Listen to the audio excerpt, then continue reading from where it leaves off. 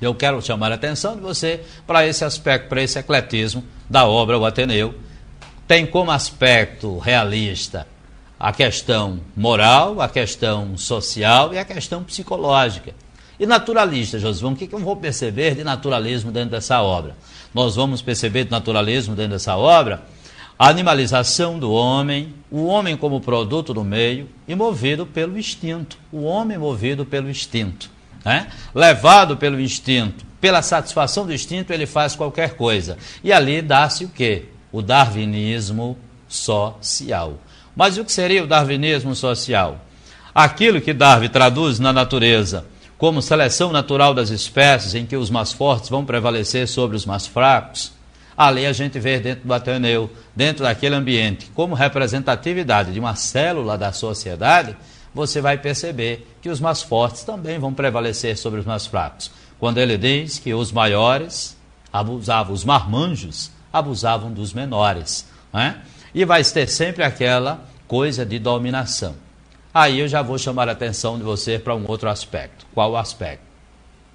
Lembrar que essa dominação existente dentro da obra, você vai encontrar também no conto de Carlos Drummond de Andrade, O Sorvete, um conto muito cotado, típico, não é, do gosto de quem elabora a prova da UFRN, aquele conto O Sorvete, a história de um menino, que não é mais menino, ele é adulto, como o Sérgio é um narrador adulto, narrando as memórias da infância. Outra coincidência, tem 11 anos, ambos têm 11 anos, Sérgio tinha 11 anos, o narrador do Sorvete também tinha 11 anos. Estavam em colégios internos e estavam narrando memórias da infância. Além do mais, Joel, o personagem de quem ele tanto fala e que era seu amigo, companheiro do internato, e que tinham vindo de uma cidade do interior, tinha 13 anos. Aí ele diz, idade suficiente para ter um domínio sobre mim. Então a gente percebe ali também a dominação de um sobre o outro. Só que no Sorvete essa dominação não se dá pelo instinto, pela força física, se dá pelo psicologismo. Um dominava o outro pela liderança, pelo espírito de liderança, pelo psicologismo, né? E essa questão do darwinismo, que deixa de ser social e passa agora a ser natural, aonde? No livro de poemas de Jorge Fernandes. Jorge Fernandes vai criar uma série de poemas fazendo uma descrição de cenas da localidade sertaneja. A briga do Tejo e da cobra, ali onde o Tejo acaba sendo vitorioso numa briga com a cobra e prevalecendo a lei do mais forte. No poema Casaca de Couro, o casaca de couro, um bichinho, um passarinho miudinho, faz seu ninho e ali é expulso do seu próprio ninho pelo conclise. E depois o conclise é expulso do ninho pelo gavião. E ali a gente vê uma relação de competitividade e uma relação de predadores, porque ali o gavião torna-se predador dos ovos do conclise. Temos ainda o ninho de cobras, né? Outra relação de predadores. Ali você percebe também essa lei de dominação, o darwinismo natural. No poema de Jorge Fernandes, Ninho de Cobras, a Cauã, a ave de rapina, procurando alimento para seus filhos, ela sai voando, temperando suas asas, e lá do alto, com a sua visão de longo alcance, a ave de rapina, então ela vai e enxerga a cobra lá embaixo. E ali ela pega a cobra lá embaixo. E depois da cobra lá embaixo, leva bem alto. A ciência vai dizer que isso é instinto.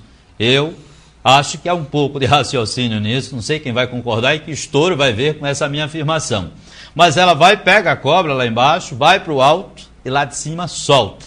E quando a cobra bate no lajeiro, morre, ela pega a cobra morta e leva lá para seus filhotes, que ele chama de cabeçudos. Então a gente vê essa boa relação da poesia, dessa dominação, dessa lei natural de Darwin, tanto na poesia de Jorge Fernandes, quanto lá dentro do Ateneu, lá em Raul Pompeia. E o que é bom mesmo na literatura é essa comparação, essa intertextualidade, essa leitura entre os textos, né? E já que estamos falando de Jorge Fernandes, então você vai perceber aí, para lembrar, que Jorge Fernandes ele faz poesia por série.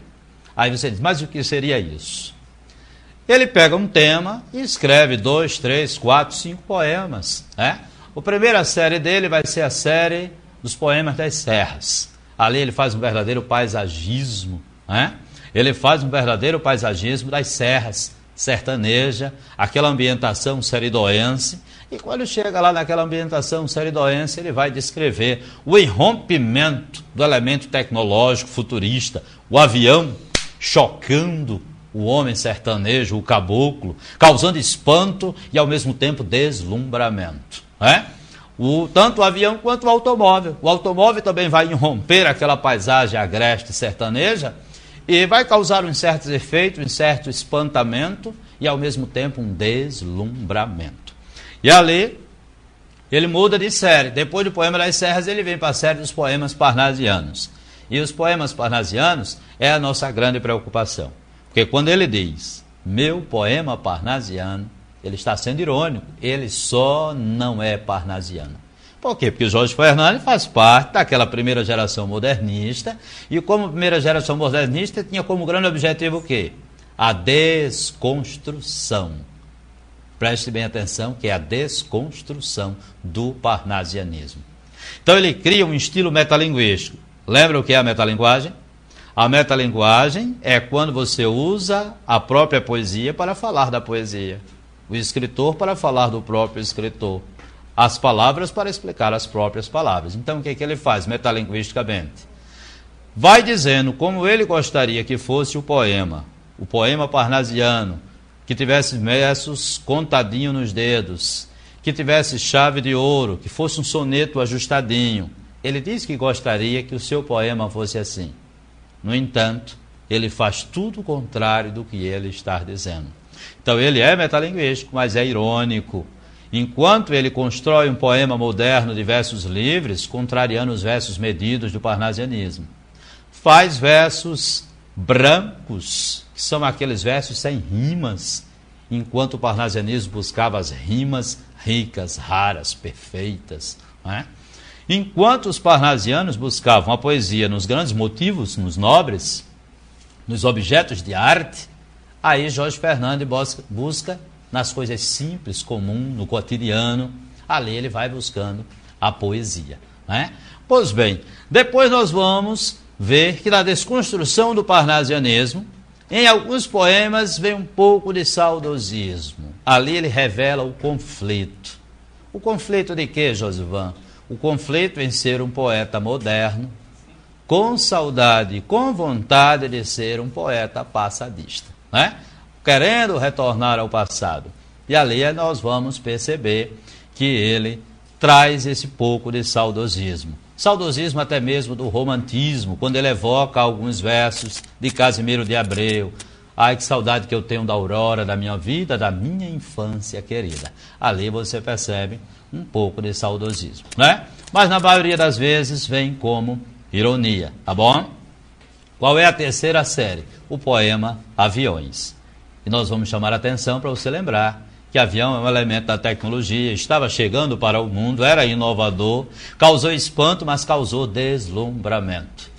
E a série do poema Aviões é um elemento que futurista, era a vanguarda europeia completamente voltada para a exaltação da tecnologia, da cinética, da energia, da força, não é? E da velocidade. Então, o avião, um elemento futurista dentro da poesia de Jorge Fernandes.